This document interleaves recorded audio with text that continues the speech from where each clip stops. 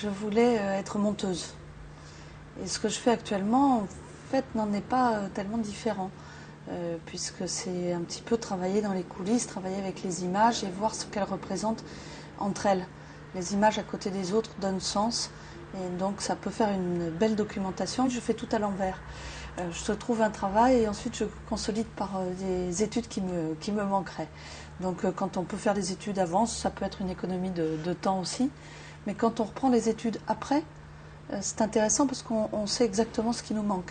La gestion de ce fonds audiovisuel, Photothèque pour l'instant, c'est d'intégrer les photos à cette base de données en ligne sur Internet, ou faire vivre cette base de données, c'est-à-dire l'alimenter, la perfectionner, travailler les mots-clés pour qu'on trouve mieux, toujours mieux et facilement et rapidement la photo qu'on souhaiterait, trouver les moyens que la photo soit utilisée le plus rapidement possible. Une bonne photothèque ou médiathèque, en tout cas cette documentation audiovisuelle dans une entreprise.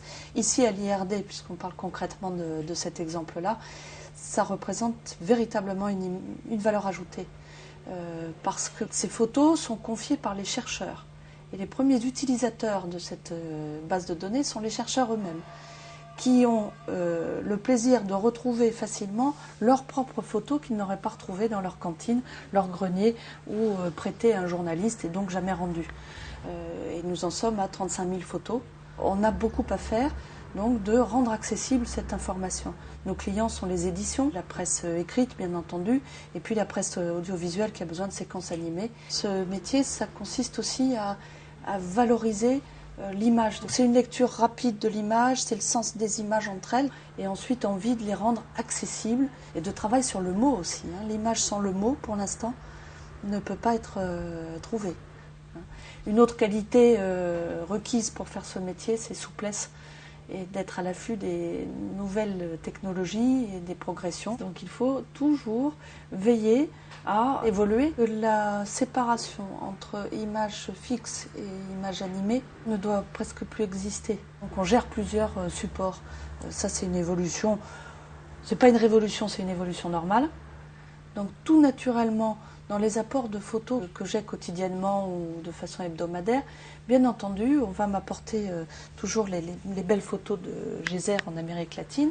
Mais cette fois-ci, une petite nouveauté, c'est que le geyser se met à bouger parce que le chercheur s'est muni d'un appareil photo qui prend des petites séquences vidéo. L'évolution du métier, puisque j'ai eu la chance de le voir évoluer, en partant de l'argentique, avec des films aussi, c'était du 35 mm, puis j'ai vu la vidéo. J'entendais quotidiennement, au moment où on me donnait plutôt un CD photo que un classeur de diapositives, on va pouvoir se passer de ces documentalistes audiovisuels ou photothécaires ou ce métier un peu bizarre, puisque moi, je prends mes photos moi-même, je les mets dans mon ordinateur, je trouve des petits logiciels gratuits pour même pas les classer, mais les visionner, jusqu'au jour où on a un produit à publier, que ce soit un livre, que ce soit un film, que ce soit un montage quel qu'il soit. Tout à coup, on se rend compte que toutes les photos sont en vrac quelque part, quand le disque dur n'a pas été écrasé.